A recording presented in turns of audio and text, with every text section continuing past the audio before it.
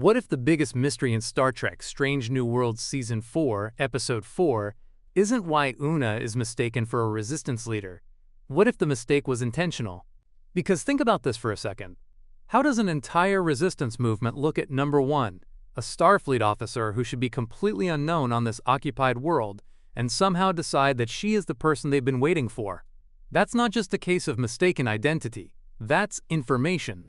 And if you caught that little detail, don't leave yet, because here at Ashes and Oaths, we're going to break down why I think this episode could secretly be setting up something much bigger for Una, the Klingons, and possibly Starfleet itself. And if you enjoy theories that dig underneath the obvious story, hit that subscribe button, because this one gets strange very quickly. Because my theory is simple. Una isn't accidentally becoming the resistance leader. She's being placed into a role that someone already prepared for her. And once you look at the title, the black and white visual style, the Klingon occupation, and the idea of mistaken identity together, that possibility becomes very hard to ignore. So what exactly is a case of chiaroscuro hiding? Let's get into it. At first glance, this episode sounds like a classic undercover Star Trek adventure.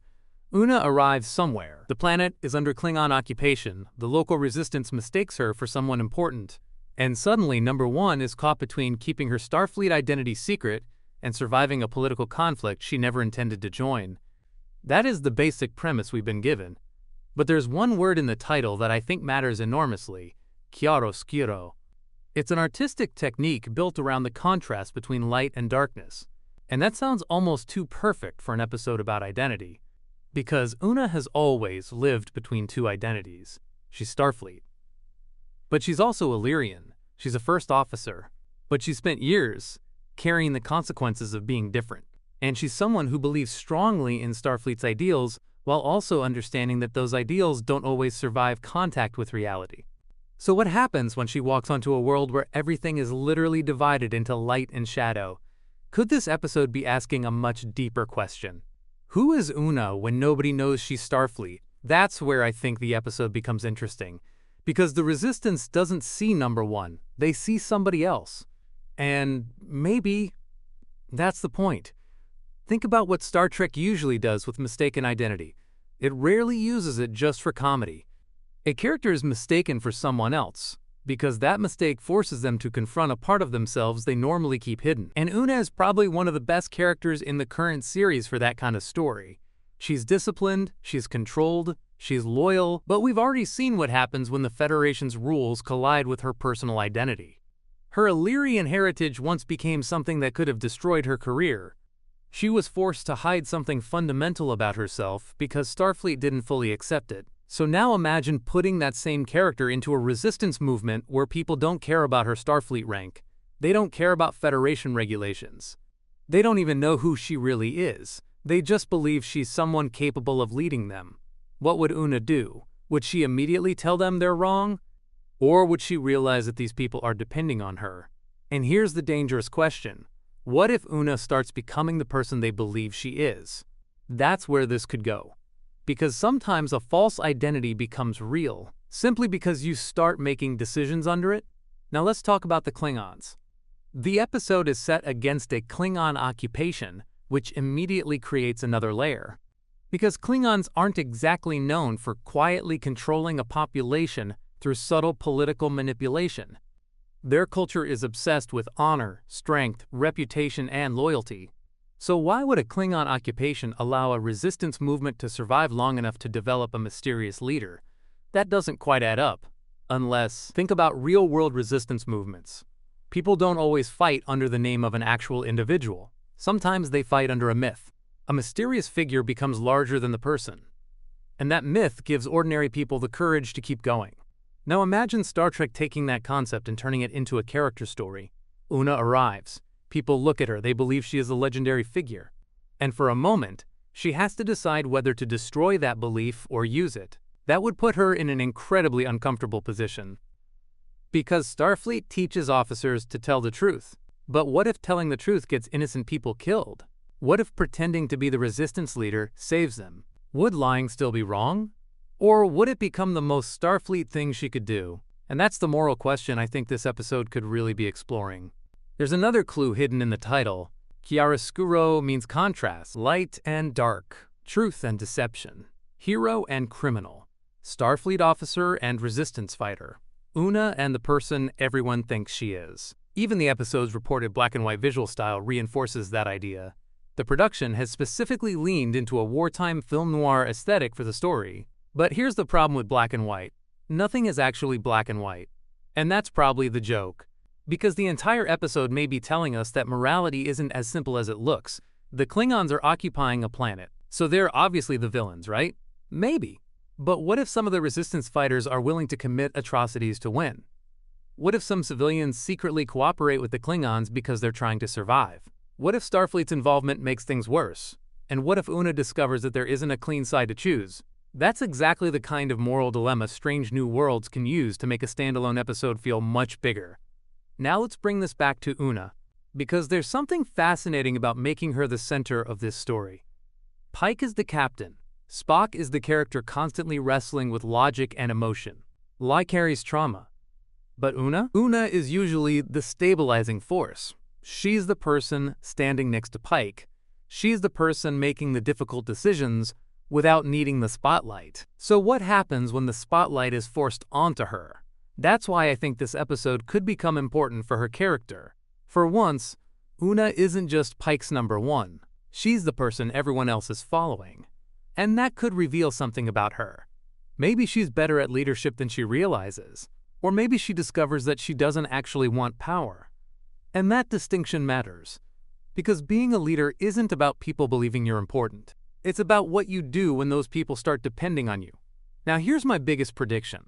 I think Una will eventually have to choose between maintaining the deception and revealing the truth. And I don't think she'll choose the obvious option. She won't simply say, "I'm Starfleet, take me to your leader." Instead, I think she'll use the misunderstanding to accomplish something Starfleet couldn't officially accomplish. She'll infiltrate the Resistance, she'll understand the Klingon occupation from inside, and she'll eventually discover that the Resistance has a problem of its own. Maybe the real enemy isn't simply the Klingons. Maybe somebody inside the Resistance has been working with them. And if that's true, Una's false identity suddenly becomes the perfect weapon. Because nobody suspects the outsider. And here's where the theory gets even crazier. What if the real Resistance leader deliberately allows Una to take her place? Think about it. If the Resistance leader is already being hunted, they need someone unexpected. Someone the Klingons don't know.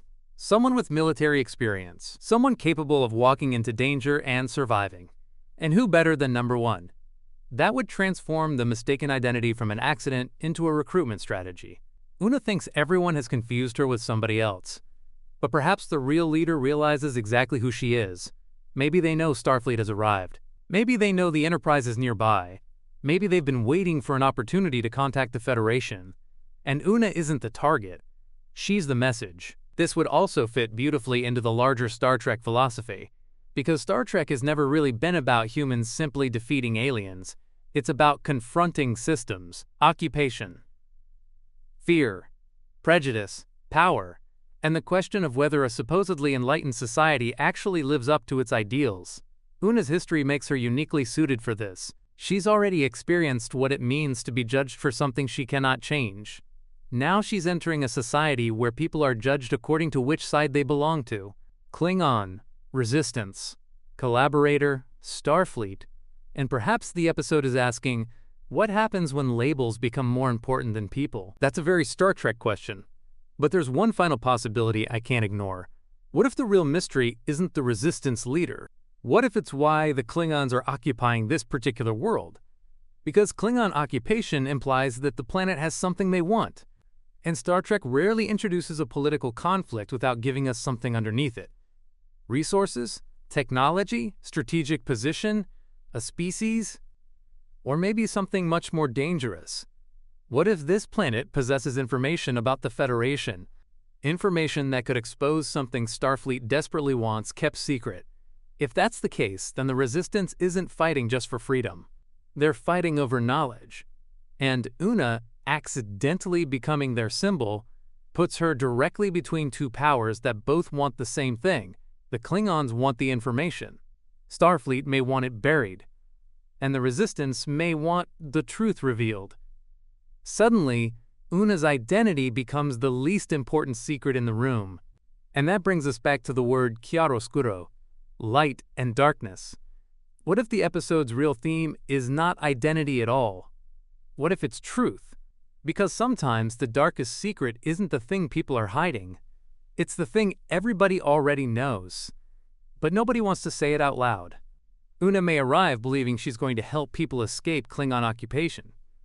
But she could leave having discovered something uncomfortable about the Federation itself. Something that forces her to ask whether Starfleet's ideals are always as clean as they appear. And if that happens, this episode could have consequences far beyond this one planet. So here's my final prediction. I think A Case of Chiaroscuro will begin as a mistaken identity story, but end as a story about what identity actually means. Una is mistaken for a resistance leader. She accepts the role because people need her. She discovers that the resistance isn't as simple as good versus evil. She uncovers a deeper reason for the Klingon occupation. And eventually, she has to decide whether being number one means obeying Starfleet or protecting people when Starfleet can't. And maybe that's the hidden meaning behind the title, because Una has spent her entire life standing between worlds, Illyrian and human, individual and Starfleet officer, friend and commander. And now she's being forced to stand between occupier and resistance, between truth and deception, between light and darkness. So the question isn't really, who does everyone think Una is?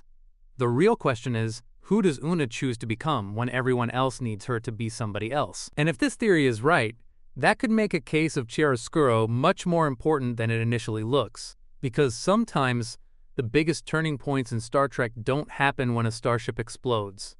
Sometimes they happen when one character realizes that the uniform they're wearing doesn't automatically tell them what the right thing to do is. And for Una, that realization could be just beginning. This is Ashes and Oaths. If you enjoyed this theory, subscribe, because Season 4 is clearly willing to take Strange New Worlds into some very unexpected territory. And now I want to know what you think. Was Una's mistaken identity really an accident, or was someone waiting for Starfleet to arrive? Because if the Klingons already knew she was coming, then this entire episode may have been a trap from the beginning, and that is a much darker story.